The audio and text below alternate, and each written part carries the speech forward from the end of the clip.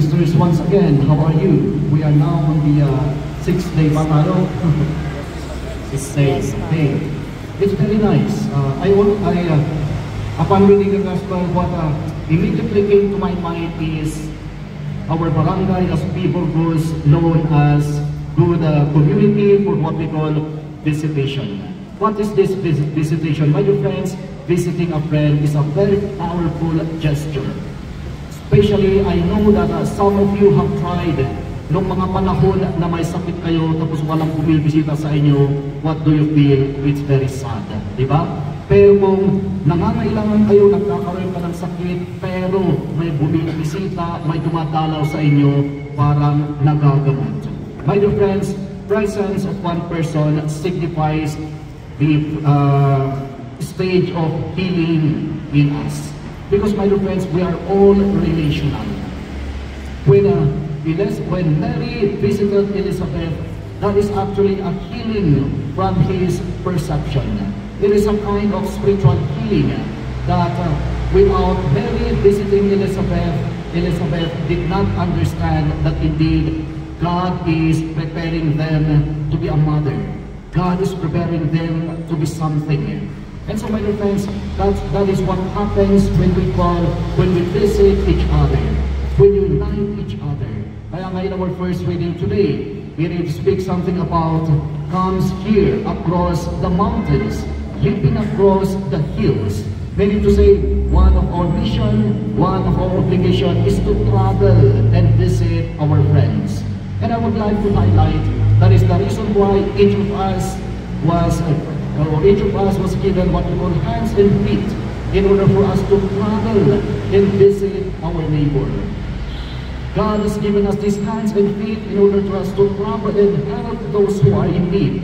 My dear friends, that is our purpose. It is not mainly for us to really work for our own lives. It is not only for our own family, but our feet, our hands are meant to serve our brothers and sisters. That is actually the best gesture that we can learn from Mother Mary visiting Elizabeth. But of course, we need to put it with joy. Yung nagbibisita ka, hindi naman siguro yung napipilitan na dahil, sige, punta lang ako doon para magpakita lang. Hopefully, my dear friends, we try to remove that kind of attitude. When we visit somebody, we need to be authentic in visiting them. Because the authenticity of visiting them, that will heal them. Makikita mo naman na, di ba, pag binibisita ka is, yung dedication talaga ng isang tao na bumibisita sa inyo is, nakikita mo yun, then magagalak ka. Pero sa mukha palang pinapakita na parang for compliance yung visitation, that is not helpful, that is not healing. And so again, my dear friends, Christ is reminding us of this very particular moment that when we visit, we do it with love, we do it with faith. And of course, my dear friends, why do we need to visit somebody or someone? It is because that will show to them that indeed we are dedicated to bettering our relationship. Well, sometimes not, perhaps, in our own personal ways, God is telling us, bisitahin mo naman yung taong nanakit sa'yo. Bisitahin mo naman yung taong sinaktan mo. It is because the Advent and Christmas season, my dear friends, is an opportunity for us to be reconciled with our brothers and sisters. And you know what? Visitation gives reconciliation. And so, my dear friends, let us have this power, this eagerness, this commitment and dedication to visit our neighbors, to visit somebody. And sabi ng mga iba, I cannot visit my mother, I cannot visit my neighbor, malayo kasi ang aking trabaho. You know what? The reason why God created so many roads, God created so many vehicles in order for us to travel. It is not mainly for our own personal pleasure that we are what we call using this vehicle and roads, mountains by mountains, what else, valleys by valleys. But one of the point of it, use it to visit someone in your family. Use it to visit someone in your neighbor. Because that is our purpose. Again, Advent and Christmas season would invite us to gather together. Kaya nga, di ba, may Christmas party. We just came from Beneco, nagkakaroon sila ngayon ng kasiyahan kasi Christmas party nila.